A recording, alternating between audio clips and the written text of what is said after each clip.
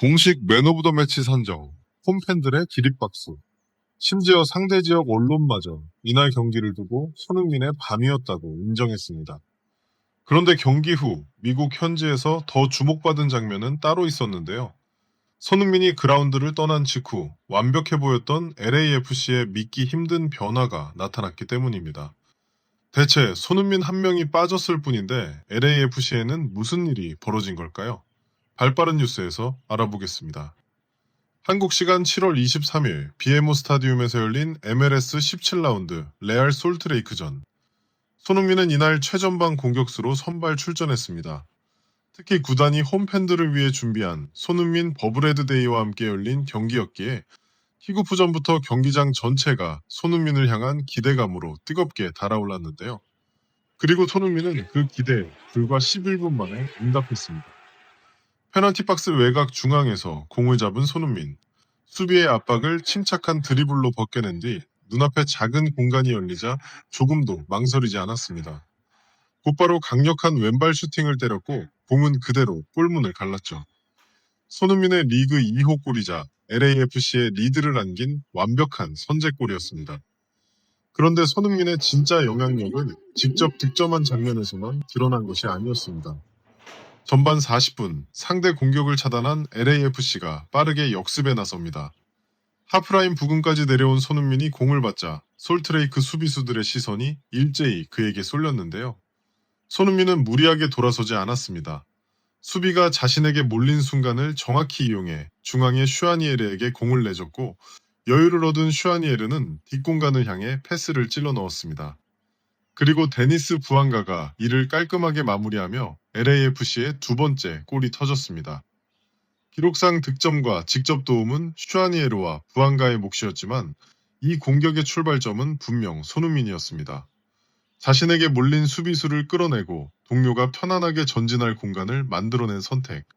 손흥민은 단 한 번의 패스로 솔트레이크의 수비 구조 전체를 무너뜨린 것이죠.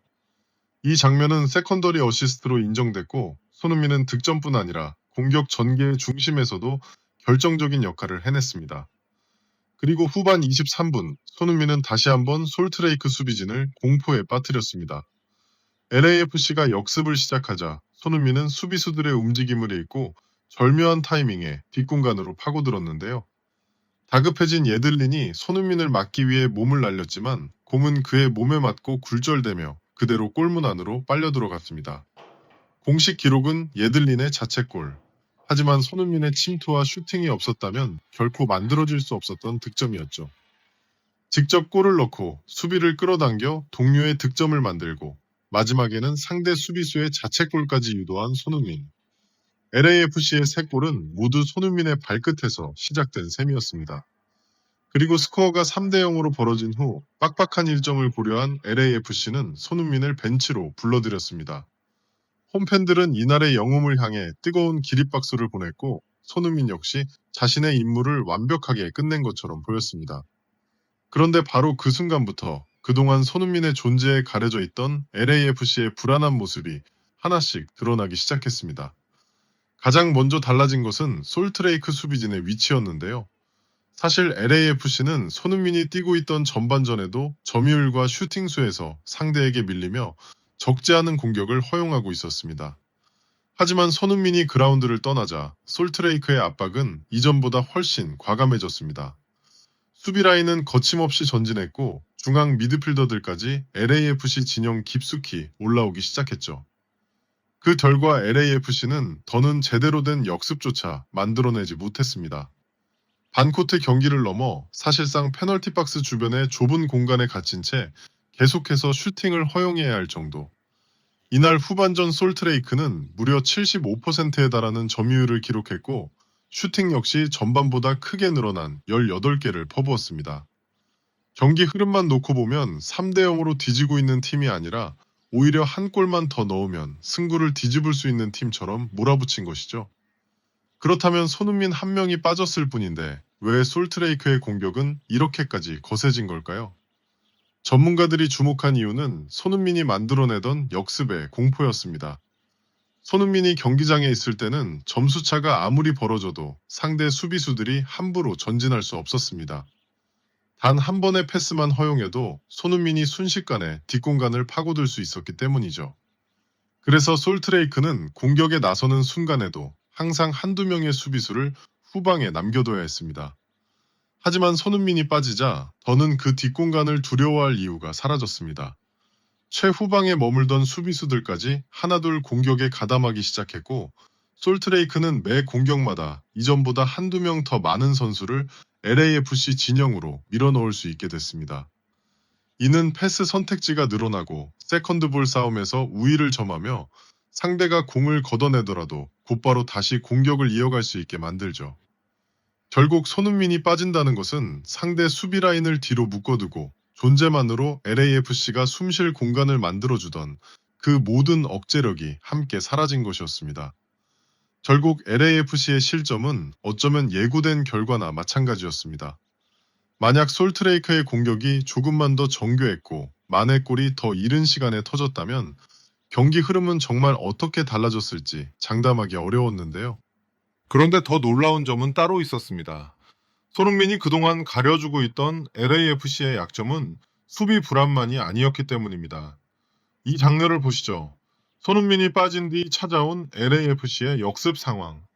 상대 수비 간격은 촘촘했고 전방에는 마땅한 패스길조차 보이지 않았는데요. 공을 운반하던 선수는 선택지를 찾지 못한 채 결국 수비에 간단히 가로막히고 맙니다. 그렇다면 비슷한 상황, 손흥민이 경기장에 있을 때는 어떻게 달랐을까요? 솔트레이크 수비수들은 다른 선수에게 공간을 내주는 한이 있더라도 손흥민 한 명만큼은 반드시 여러 명이 둘러싸고 막으려 했습니다. 왜냐하면 상대 선수들 역시 본능적으로 알고 있었기 때문입니다. 손흥민에게 단 한 번만 공간을 허용해도 경기 전체가 무너질 수 있다는 사실을요. 그래서 손흥민은 공을 잡지 않은 순간에도 상대 수비수들을 끌어당겼고, 그 결과 동료들에게는 자연스럽게 새로운 패스길과 공간이 열렸습니다. 하지만 손흥민이 빠지자 상대는 더 이상 누구 한 명에게 수비를 몰아줄 필요가 없었습니다. 수비 간격은 촘촘해졌고 LAFC의 역습은 단순하고 예측 가능한 공격으로 바뀌었죠. 상대는 손흥민만 막으면 된다고 생각했습니다. 하지만 정작 손흥민이 뛰고 있을 때는 끝내 그를 막지 못했습니다. 선제골도, 추가골의 시작도, 자책골을 끌어낸 마지막 장면까지. LAFC의 모든 득점은 결국 손흥민의 움직임에서 시작됐기 때문입니다. 경기 종료 후 상대 지역 언론마저 이날을 손흥민의 밤이라고 인정한 이유가 바로 여기에 있었습니다. 그리고 이러한 영향력은 기록에서도 그대로 드러나고 있습니다. 현재 손흥민은 MLS에서 도움 8개를 기록하며 리그 단독 선두에 올라 있는데요. 이는 축구의 신이라 불리는 리오넬 메시보다도 한 개 더 많은 기록입니다. 이번 시즌 공식전 성적 역시 놀랍습니다. 23경기에서 무려 20개의 공격 포인트, 경기당 약 0.87개의 공격 포인트를 생산하며 여전히 세계적인 선수다운 활약상을 보여주고 있죠. 무대가 바뀌고 시간이 흘러도 우리가 손흥민을 자랑스러워하는 이유는 그가 한국인이기 때문만은 아니죠.